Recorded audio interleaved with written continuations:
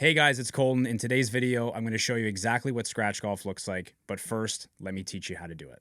Okay, gents, so here's our checklist. So step number one, we have the price of admission is to be able to hit the ball at least 260 yards off the tee.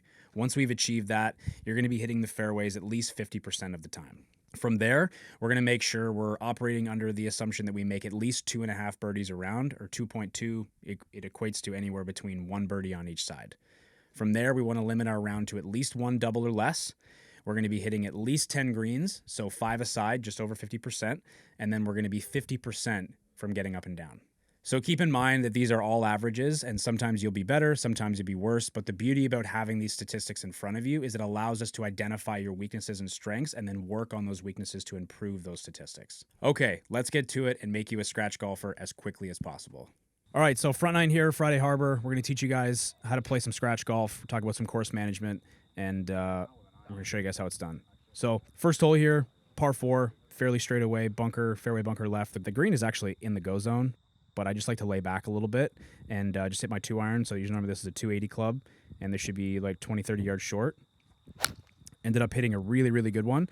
And hit it a little bit further than expected, so maybe a little bit of adrenaline there, and kicked it into the frontside bunker, which is very jail. So not too many good things come from a short-sided pin and no sand in the bunker, but we're going to do our best here.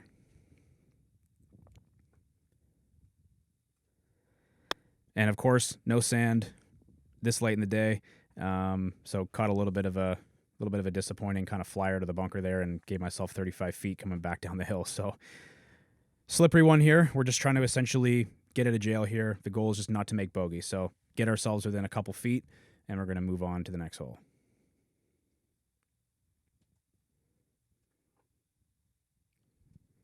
So really good putt there. Very stress-free par, but the mistake was off the tee. So if you want to attack front pins, you got to give yourself enough room to hit a fuller shot in there. And that was just the mistake that I made. So I should have taken my own advice. Number 2. Probably the hardest par 3 on the property, the hardest 145-yard shot, in my opinion, because if you miss the green, you're pretty much auto-making bogey. So the goal here was just to hit it just short of the pin. Pin was in the middle of the green, maybe like taking 5 yards off, and just trying to hit a little bit of a flighted pitching wedge.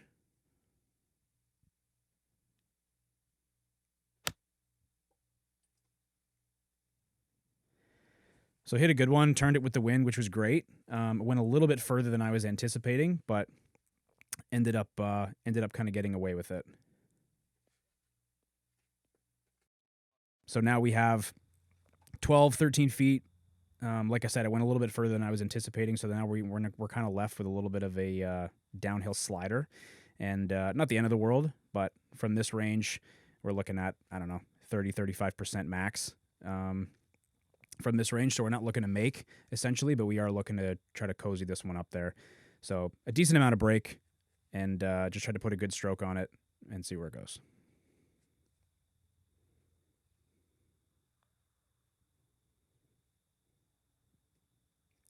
And as you guys are going to notice over the course of the video, anything outside 5 feet, you guys are going to notice that my pace is like really, really good. They're pretty much all kick-ins. And that's the big thing, I think, with amateurs. They underestimate how important speed is. They think line is the most important thing. The issue is outside of 5 feet, line isn't really that important. It's going to be all a speed thing.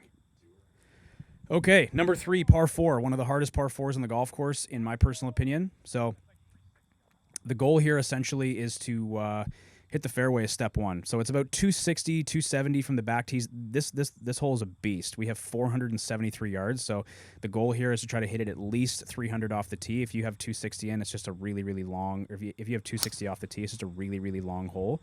Not my best effort from this golf swing. Kind of hit it off the toe, and it was turning towards the bunker, which is exactly where I didn't want to go. Got lucky. It actually kicked out, thank God, and it left me just kind of on the top of the hill here. So tough to see with the camera angle, but the goal here is the telephone pole right in line with my body is where the pin is. Had about 180 yards straight downhill, a little bit into the wind here, and I just wanted to err on the side of it being short, because if you went long of this pin, you were pretty much dead.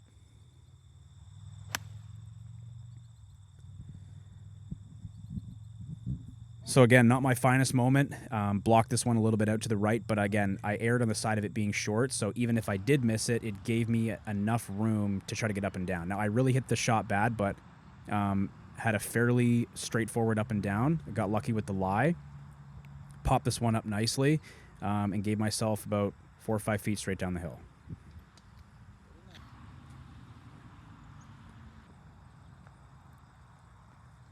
So luckily I got a nice read from Jeff, one of the guys I was playing with. And in situations like this, downhill 4 or 5 feet, it's going to be a lot of speed putting. So the goal here was to hit it 6 inches from the middle of the hole and just put a good stroke on it and hope for the best.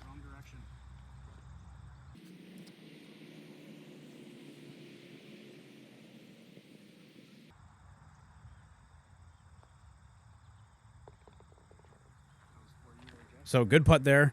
Been trying an arm lock the last few weeks, and it's been going really, really well. I know the face stabilization with that style of putter has been really good for me. So this one will definitely be staying in the bag. Hole number 4, straightaway par 4. This one's like 100-yard wide fairway, so you can pretty much hit whatever you want.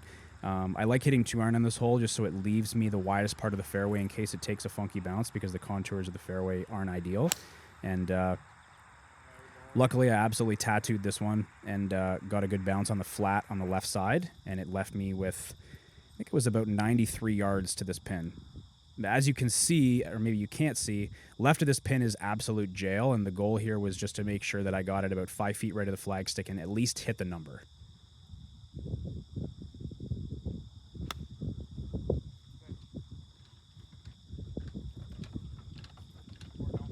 So thought I hit a really, really good wedge shot here, and I landed it about 4 feet too short. As you can see the disappointment on my face, because you're going to notice where this ball is going to end up. It's about 7 feet below the surface of where that pin is, and you got to get pretty saucy with this. So it's pretty soft down here. I didn't want to putt it, and I don't know how this chip came up short, but it did. And because of that, we're throwing clubs.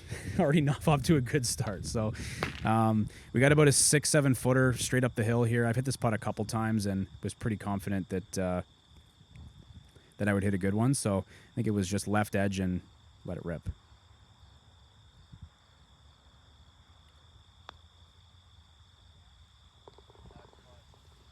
Just squeaked in the left side. So we're scrambling. We're out here scrambling. Hole number 5. I do not like this hole with every ounce of me. The goal here is to essentially try to aim in the right rough, because my tendency is to kind of pull it off this tee.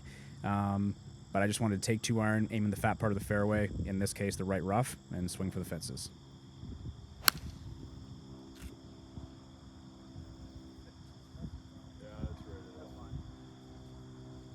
So lo and behold, my tendencies arrived, and I pulled this one in the left center side of the fairway, which I got lucky with because normally it kind of runs off on the left side. But caught myself in the left center of the fairway, had about 146-ish yards. Just tried to hit a little bit of a knockdown pitching wedge over top of the center of that right bunker next to the pin, and tried to hit a close one. Wanted to make sure that I erred on the side of it being a touch long of whatever the carry of the bunker was, because it's important to give yourself a little bit of a flatter putt. So spun a little bit more than I was thinking here, but we have straight uphill, maybe like 7 or 8 feet. To be completely fair, I thought I left this putt short, and it just creeped in the low side. So we walk away with birdie even when we're not expecting it. Always good. Okay, number 6. Straight up the hill, straight into the wind. Long par 5 here, just over 570. Try to aim at the right bunkers and just hit a little draw with the mini driver. What is that, dude? So really scrambling here, not really swinging my best right now. I think I kind of toe banged that one a bit. So we have just over in and around 300 yards uphill to this pin. And I thought I had a good enough lie to just hit mini driver again. And in a tournament, I would probably just lay up to take bogey out of it. But I absolutely thought I torched this, and it literally went 15 feet in front of me. So we're in the bunker, and we still have 260 into this par 5. So lesson learned here. The goal is when you don't have the perfect lie is to just lay up, take your medicine, and just try to make birdie or 5 the hard way. So we got 260 into this hole from the fairway bunker, and I just decided to just rope a 2-iron as hard as I could, caught it absolutely perfect, and look where we ended up. So we're actually somehow putting for birdie on this mess of a hole. But we got about 40 feet straight up the hill. This one was relatively straight. Just kind of hit it as hard as you can. Make sure you get it all the way there. And like I was saying, speed is going to be super important. We ended up kicking that one in for par, and we're off to another hole. So another par 5, back-to-back par 5s. This number 7 is the staple hole around this joint. You just basically hit it right at the lighthouse, and you're always going to be in a good spot. So torched mini driver right down the middle. I think I had 8 iron into this par 5. It was kind of crazy. And again, just an absolute hot trash golf swing, and came right up and out of it and left myself with the most short-sided situation of where you can't leave yourself. Short-sided over a bunker to a tight pin is never a good situation. So just try to make sure goal number 1 is get it over the bunker. Give yourself a putt at birdie or give yourself a putt at par. Don't try to get cute with it. You've already made the mistake from the fairway, and you just deal with it. And I made another mistake by leaving this one short. So not my best effort, but again, it could have been a disaster. In this case, it was par. So moving into number 8, one of the harder par 3s on the golf course. This hole is like 200 from the back tees, and if you miss the green right, you're in the drink. So guess where I hit it? Not in the drink. Way left. Too far left. Left myself with an absolutely death chip straight down the hill, straight down green, chipping towards the water. Not a good scene here. But not my favorite hole for a righty. Hit this one the best that I could, landed on the green kind of funny, and raced about 12 feet past the hole. And I mean, at least we have a chance to make 3. The goal here is to just give ourselves a chance at par. Bogey is not unrealistic. We want to avoid making double at all costs, like I said previously. So thought I hit a great putt here, and it broke the complete opposite way that it came past the hole from the chip. So I was super confused there, but back to even par. And again, number 9 here. Pretty deep hole from the back tees. It's like 440 or 430. Again, just trying to hit mini driver just right of the bunkers, and give myself a wedge in, which I was able to do. This one went a little bit further than I was anticipating. Back pin, tried to flight a 50 in there from about 110 yards because you don't want to give yourself a full wedge and it come all the way back. As you can see, the pin was back to front. We have a fairly large swinging 20-footer that I completely underread and left myself with about 4 feet coming back up the hill. The pin was in a pretty tough spot. So again, speed control was great. So if you guys have learned anything from this video, we want to make sure that speed putting is key. Okay, so if you guys have learned anything from this video, we have some statistics up on the screen. So we want to make sure that we're at least using that as the price of admission to make sure that when you're shooting for scratch play, or you're trying to want to get into the low single digits, those are the statistics that we want. And those are some of the statistics that we teach inside my coaching program, the Tour Experience. So if you are looking for a golf coach and you want to make sure you have the comfort of using him from the comfort of your cell phone in order to get in contact with him on the daily, you're going to get a lot of support from me. You're going to have a course guide and lots of other fun stuff, and get your golf swing reviewed every single week. So if that sounds something of interest to you, I'm going to put the link down to the program down in the description below. Please feel free to shoot me a message on Instagram. I'm more than happy to see if I can help. And as always, we'll see you for the next one.